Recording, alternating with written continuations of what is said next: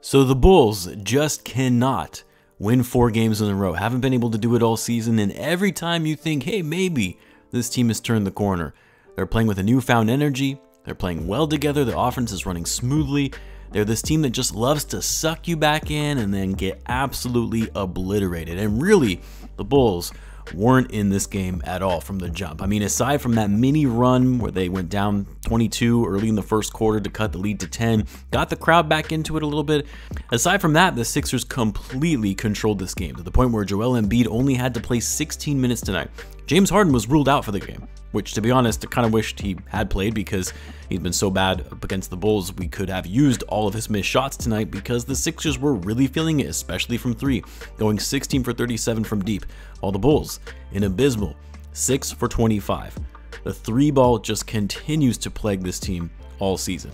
Now, what I will say about this loss, I'm not as mad as I expected. Granted, the lack of effort, the fact that the Bulls came out completely flat after having a great game against this team the other night, the energy wasn't there, and it's especially frustrating when you see the Bulls come out in the manner they did this late in the season, when they're in that playoff push, and every game is so critical.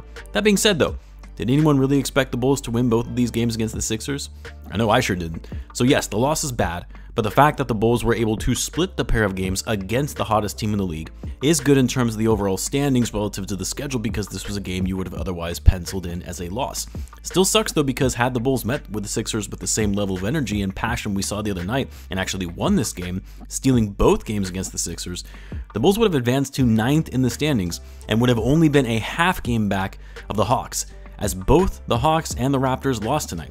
A huge missed opportunity to gain some ground in the standings. That being said though, despite the loss, they still remain the same amount of games behind the Raptors and Hawks because both teams lost. The Pacers did win though. They actually beat the Raptors, which means the Pacers do gain a little ground on the Bulls. They're now only 1.5 games behind the Bulls for that final play-in spot, which makes you a little nervous because the Pacers also own the tiebreaker over the Bulls.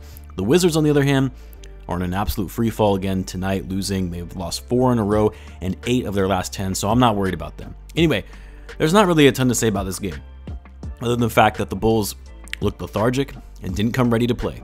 Mainly the starters. And again, you do have to assume fatigue might have been a bit of a factor. That's going to start sitting in after the Bulls had double OT games in the past week, 2 double OT games in the past week. And the starters have been putting in well over 45 minutes in both of those games. And it's actually why you saw the bench unit do so well, also because the game was out of reach for the majority of it, so the second unit got a lot of minutes as a result of it. Coby White had a solid game. He actually led all scorers, if you can believe that. 19 points on 8 for 13 shooting, 3 for 6 from 3. Andre Drummond, really one of the few players that actually brought some energy and momentum to this game. I don't know why Billy pulled him in the second quarter after the Bulls were making some headway in closing that deficit. But in his 17 minutes, he put up 13 points, 12 rebounds to go along with 2 blocks. Vucevic was pretty bad tonight, so I'm a little surprised by that decision by Billy Donovan. Derrick Jones Jr. was also solid, 10 points off the bench, and then Ayo finally had a decent night, putting up 14 points on 5 for 10 shooting to go along with 4 assists and 2 steals. Pretty crazy that you saw more points scored off the bench tonight than the starters. You don't see that too often. Zach Lavine was the high man in the starting unit, putting up 16 points. He really struggled with his shot, even just taking it to the rack. Was 6 for 15 overall from the field, didn't have a single rebound, and 5 turnovers.